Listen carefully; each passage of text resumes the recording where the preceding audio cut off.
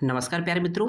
आज हम बात करने वाले हैं रोग निदान वन अर्थात ज्वर निदान के अंतर्गत बात करेंगे जो फोर्थ पॉइंट सिलेबस का है। देखेंगे अष्टविध ज्वर निदान, संप्राप्ति और लक्षण। तो ये थोड़ा सा बड़ा टॉपिक हो जाता है, इसलिए इसको सेपरेट बनाना जरूरी पड़ जाता है। तो देखेंगे सबसे पहले हम लोग देखेंगे ज्वर के 8 भेद कैसे हैं, कौन कौन से हैं उसके बारे में बात करेंगे। तो यहाँ पर श्लोक के माध्यम से हम लोग देखेंगे। बुक में आपको अब ये जो श्लोक है बुक में अंडरलाइन जरूर करना, उसको मार्क करना, टिक करना है। तो ज्वर के 8 भेद की बात करेंगे तो चरक निदान 1 का श्लोक नंबर 17 देखेंगे। उसमें क्या है, अथ खलु अष्टभ्य, अथ खलु अष्टभ्य कारणेभ्यो ज्वर संजायते, अर्थात मनुष्यणम, मनुष्यों के शरीर में 8 कारणों से ज्वर होता है। तो अथ खल्व अष्टभ्य कारणेभ्यो ज्वर संजायते मनुष्यणम, अर्थात मनुष्यों में 8 कारणों से ज्वर की उत्पत्ति होती है। तो वो 8 कारण कौन कौन से होते हैं? वातात अर्थात वात से, पित्तात अर्थात पित्त के कारण, कफात अर्थात कफ दोष के कारण, वात पित्ताभ्याम अर्थात वात पित्त दोष की वजह से, वात कफाभ्याम अर्थात वात कफ दोष की वजह से, पित्त कफाभ्याम अर्थात पित्त और कफ दोष की वजह से, और वात पित्त कफेभ्य अर्थात वात पित्त कफ के दोष की वजह से, है ना। और साथ में लास्ट में है आगंतरो अष्टमात कारणात, और आगंतुक कारण से ये 8वां प्रकार का ज्वर होता है। मतलब ज्वर के अष्टविध भेद की बात करते हैं तो ये 8 कारणों से 8 प्रकार के ज्वर की उत्पत्ति होती है। कारण भी यही है, और इसी के जिस कारण से उत्पन्न हो रहा है, वात की वजह से तो वातज ज्वर हो जाएगा, पित्त की वजह से पित्तज ज्वर हो जाएगा, कफ की वजह से कफज। तो जो कारण है उसी के अकॉर्डिंग नाम हो जाएगा। आगंतुक कारण से होता है आगंतुक ज्वर हो गया, ठीक है ना। तो ये तो हो गया ज्वर के 8 भेद हो गए। तो प्रश्न पूछता है ज्वर के कितने भेद होते हैं? ज्वर के 8 भेद होते हैं। अब जो पॉइंट हम लोग को पूछ रहा है ज्वर का निदान, ज्वर का निदान, तो सबसे पहले ज्वर का निदान आप देख रहे हैं कि ज्वर पहले 8 कारणों से हो रहा है, तो हर एक कारण का अपना अपना अलग अलग निदान होगा। तो हम लोग मुख्य रूप से जो 3 दोष हैं वात पित्त कफ को पढ़ लेंगे कि वात की वजह वातज ज्वर पढ़ लेंगे, पित्त ज्वर पढ़ लेंगे, कफज ज्वर पढ़ लेंगे। अब उसके बाद देखेंगे कि वात पित्त, पित्त कफ और वात कफ, ये तीनों प्रकार का जो है जब सेपरेट सेपरेट पढ़ लेंगे तो दोनों जो मिली जुली जो लक्षण आएंगे वो मिक्स वाले होंगे, डबल वाले होंगे। और वात पित्त कफ सन्निपात, तो तीनों दोषों के जो लक्षणों से कुछ ना कुछ मिला रहेगा, और आगंतुक अलग हो जाएगा। अर्थात सिंगल सिंगल सेपरेट वाला पढ़ेंगे प्लस आगंतुक पढ़ेंगे, इसी के बारे में डिटेल में पढ़ेंगे। तो देखिए ज्वर के निदान, तो यहाँ पर बात कर रहे हैं कि हम वातज ज्वर, पित्तज ज्वर, कफज ज्वर, आगंतुक ज्वर के बारे में पढ़ने वाले हैं। तो वातज ज्वर निदान की सबसे पहले बात करते हैं। तो वातज ज्वर निदान कैसे होता है? देखेंगे कारण क्या है कि जो वात के लक्षण होते हैं, वात के जो गुण होते हैं, रुच्छ शीतो लघु सूक्ष्म चल विशद खर, आप लोगों ने पढ़ के भी आया है। तो कहीं ना कहीं जो वात के गुण है उसी को बढ़ाने वाले जो आहार विहार का सेवन किया जाए, जैसे रुच्छ शीत लघु आहार विहार के सेवन से, तो ये रुच्छ शीत लघु आहार के गुण है, वात के गुण है, तो वात को बढ़ाएंगे तो कहीं ना कहीं वात ज्वर की उत्पत्ति होगी, वात प्रकोपित होगा। पंचकर्म के अतियोग से, पंचकर्म मतलब वमन, विरेचन, नश्य, रक्तमोक्षण के अतियोग से बहुत ज़्यादा करेंगे तो वात का प्रकोप होगा, इन सब से भी वात का प्रकोप हुआ। अनशन, तो अन्ना हजारे का नाम सुना होगा, अनशन, तो अनशन की स्थिति अर्थात भूखे रहते थे। अनशन अभिघात, बहुत ज़्यादा चोट लगने से। व्यवाय, जब अत्यधिक मैथुन से। शोक से, और अधिक से अधिक रक्तमोक्षण से, है ना, अधिक रक्तमोक्षण से कहीं ना कहीं वात का प्रकोप होता है बच्चों, ठीक है ना। नेक्स्ट देखेंगे रात्रि जागरण से, रात्रि जागरण इत्यादि कारणों से के अति सेवन किया जाए, इत्यादि जो भी ऊपर का जो कारण बताया गया इन सभी का अगर अति सेवन किया जाए तो वात कुपित हो जाता है।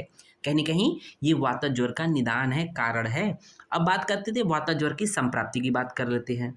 तो देख रहे होंगे वात ज्वर की संप्राप्ति, संप्राप्ति का मतलब ये होता है कि कारण, जो निदान पंचक की हम लोगों ने बात किया था कि कारण से लेकर संप्राप्ति, मतलब जब कारण का सेवन करने के पश्चात किस तरह से उसके पूर्व रूप और लक्षण और किस तरह से वो डिजीज स्टेबलाइज हो जाती है उसको बोलते हैं संप्राप्ति। तो यहाँ देखेंगे रुच्छ शीत लघु इत्यादि आहार विहार का सेवन करने से, अर्थात उपरोक्त जो कारण बताए थे वात को प्रकोपित होने के कारण, उन कारणों का सेवन करने से, है ना, वात का प्रकोप हो जाता था, वात का प्रकोप हो गया।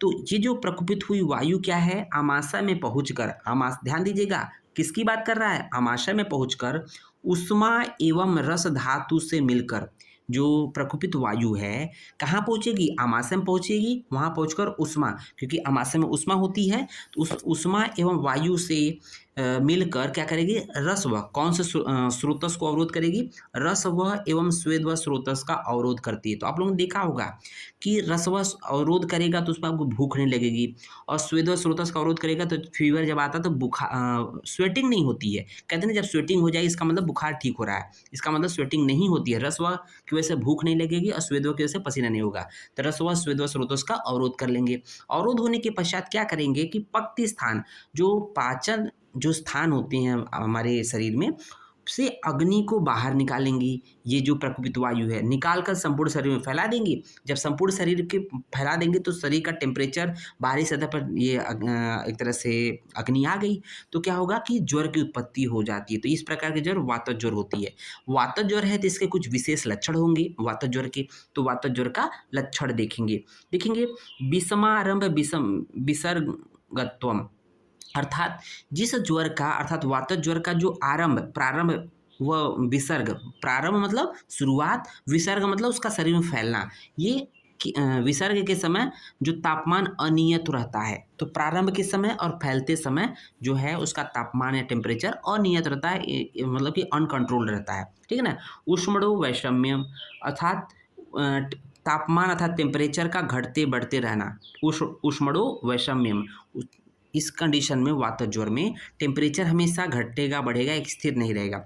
जरड़ांते, और ये देखेंगे कि किस समय जो ज्वर का वेग अत्यधिक बढ़ेगा, तो वात ज्वर में जरड़ांते भोजन के पाचन काल के पश्चात, दिवसांते भोजन दिन के अंत में अर्थात सायंकाल, घर्मांते अर्थात घर्म बोलते हैं गर्मी ग्रीष्म ऋतु में, घर्म है ना, और निशांते अर्थात रात्रि के अंतिम प्रहर पे ज्वर का वेग बढ़ जाता है। विशेषेण परुष, विशेष रूप से क्या होता है, परुष अरूढ़ अरूढ़वर्णत्वम, अरूढ़ वर्ण का क्या हो जाएगा, परुष मतलब खुरदुरा, अरूढ़ मतलब रक्त वर्ण का, अरूढ़ वर्ण का नख नयन वदन मूत्र पुरुष त्वचाम।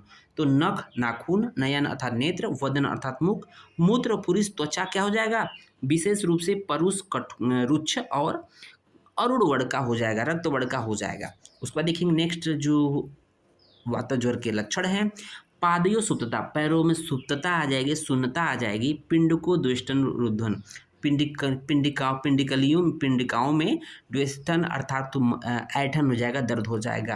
कहते हैं काफ मसल में पेन बहुत ज़्यादा होता है वात ज्वर में। देखिए कि मुख का स्वाद कैसा होगा, कषायस्यता, मुख का स्वाद कषाय होगा।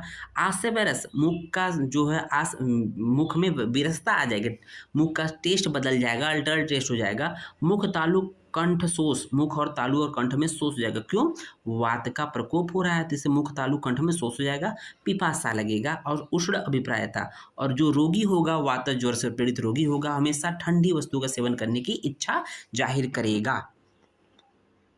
नेक्स्ट देखते हैं दूसरा पित्त ज्वर का निदान। पित्त ज्वर का निदान या कारण की बात करते हैं तो उष्ण तीक्ष्ण अम्ल लवण क्षार कटु आदि द्रव्यों को अधिक सेवन से, तो पित्त को बढ़ाने वाले जो आहार विहार होते हैं, अजीर्ण में भी भोजन करने से, भाई भोजन पचा नहीं उसके बाद भी आपने कर लिया भोजन, तीक्ष्ण आतप अर्थात तीक्ष्ण धूप का सेवन, अग्नि संताप, श्रम क्रोध विषम आहार के सेवन से पित्त का प्रकोप हो जाता है। जब पित्त का प्रकोप हो जाएगा तो फिर पित्त की संप्राप्ति पढ़ते हैं, कैसे ज्वर की उत्पत्ति हो रही है। पित्त ज्वर की उपरोक्त कारणों से प्रकोपित पित्त जो होगा, जो ज्वर पित्त ज्वर का निदान बताया है, उस निदान का सेवन करने से उपरोक्त कारणों से प्रकोपित जो पित्त होता है वो आमाशय से उष्मा को लेकर, देखेंगे यहाँ पर भी आमाशय से उष्मा को लेकर अर्थात उसके साथ मिलकर रस धातु से मिल जाएगा, और मिलने के बाद क्या हो जाएगा, सेम वही स्रोतस रसव स्वेदव स्रोतस को अवरुद्ध कर देता है, बंद कर देता है। और बंद करने के पश्चात और क्या करता है, क्योंकि पित्त क्या होता है, द्रव नेचर का होता है, तो पित्त द्रव होने के कारण क्या होता है, अग्नि को भी नष्ट कर देता है, अर्थात अग्नि को मंद कर देता है। फिर क्या करेगा कि पाक स्थल से, जो पाचक स्थल होता है, जो शरीर में जहाँ मुख्य रूप से भोजन का पाचन होता है, उस स्थान से अग्नि को बाहर निकालकर संपूर्ण शरीर में फैलाकर ज्वर की उत्पत्ति करेगा, अर्थात पित्त ज्वर की उत्पत्ति हो जाती है। तो पित्त ज्वर की उत्पत्ति हो गई तो उसके कुछ विशेष लक्षण होंगे। तो देखेंगे पित्त ज्वर के लक्षण की बात करते हैं, एक साथ ही संपूर्ण शरीर में ज्वर का होना एवं बढ़ना, तो एक ही साथ संपूर्ण शरीर में ज्वर होगा और साथ ही साथ बढ़ेगा। दूसरा वृद्धि व भुक्तस्य, कब बढ़ेगा ये पित्त ज्वर, भुक्तस्य अर्थात विदाह काले, भुक्तस्य अर्थात खाने के पश्चात, विदाह काले अर्थात विदाह काल में, मध्य दिन के मध्य में अर्थात दोपहरिया में, और अर्धरात्रि में व शरद ऋतु में विशेष रूप से ये पित्त ज्वर की वृद्धि होती है। है ना। उसी समय पित्त की बहुत ज़्यादा वृद्धि होती है इस समय, इसलिए यहाँ पित्तोज्वर की वृद्धि हो रही है, क्योंकि पित्त को बढ़ाने वाले प्रकोपक कारणों से पित्तोज्वर की उत्पत्ति हो रही है। कटुकास्यता, मुख का स्वाद कटु रहेगा। घ्राण, मुख, कष्ट, कंठ, ओष्ठ, तालु, पाक। तो यहाँ पर देखेंगे घ्राण अर्थात नासा, मुख, कंठ, ओष्ठ और तालु में पाक हो जाएगा, है ना, फफोले पड़ जाएंगे, मतलब कि हरित हारिद्रत्वम, हरित वर्ण का हरिद्रा वर्ण का, हरित वर्ण का या हरिद्रा वर्ण का, नख, नयन, वदन, मूत्र, पुरुष, त्वचा। नख अर्थात नाखून, नयन अर्थात नेत्र, वदन अर्थात मुख, मूत्र, पुरुष, त्वचा क्या हो जाएगा, हरित वर्ण का और हरिद्र वर्ण का हो जाएगा। और शीत अभिप्रायता, और पित्तज ज्वर से पीड़ित व्यक्ति जो है ठंडे ठंडे शीतल पदार्थों के सेवन करने की इच्छा जाहिर करता है। और देखेंगे कफत ज्वर का निदान। कफत ज्वर के कारण क्या है कि अधिक स्निग्ध गुरु मधुर पिच्छिल शीत अम्ल लवण से युक्त आहार के सेवन से, दिवाशयन से, दिन के सोने से कफ की वृद्धि होती है। अति प्रसन्नता से, जिसको कोई गमी नहीं है उसके शरीर में देखेंगे ऑटोमेटिक शरीर फूलता जाएगा, मोटापा होता जाएगा, कफ की वृद्धि होती जाएगी। और व्यायाम से, कोई श्रम ही नहीं करना है आदि कारणों से कफ प्रकोपित हो जाता है। जब कफ प्रकोपित हो जाता है संप्राप्ति देख लेते हैं। उपरोक्त कारण से प्रकोपित हुआ कफ आमाशय में जाकर उष्मा के साथ मिलेगा, रस धातु को से मिलकर रस वह स्वेद स्रोतों को बंद कर देगा। तो बंद कर देगा तो अग्नि को मंद कर, पक्ति स्थान से अग्नि को बाहर कर, संपूर्ण शरीर में फैलाकर पित्त कफत ज्वर को उत्पन्न करता है। तो देखेंगे संप्राप्ति लगभग सभी में एक में है, बट कारण अलग है, ठीक है ना। अब देखेंगे कफत ज्वर के लक्षण कुछ विशेष होंगे।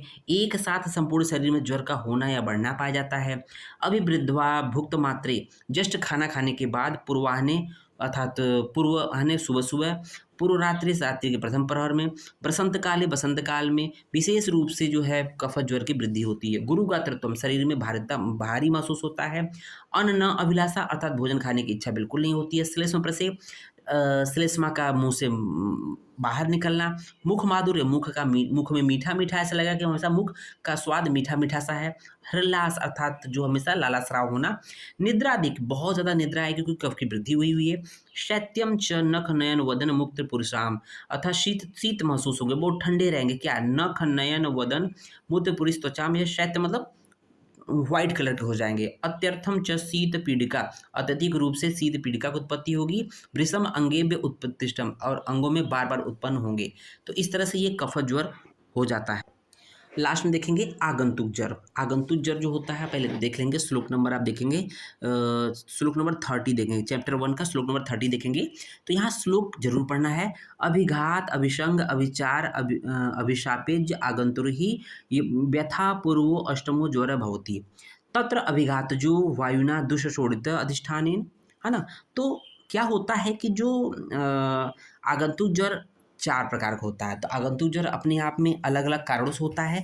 तो देखेंगे आगंतुक में अभिघातज पहला ज्वर है। अभिघातज ज्वर का मतलब, अभिघातज मतलब होता है चोट लगने से उत्पन्न, अभिघात का मतलब चोट लगने से ज्वर उत्पन्न होता है। अभिसंगज, अभिसंगज मतलब काम क्रोध लोभ मोह के संसर्ग से अभिसंगज ज्वर की उत्पत्ति होगी।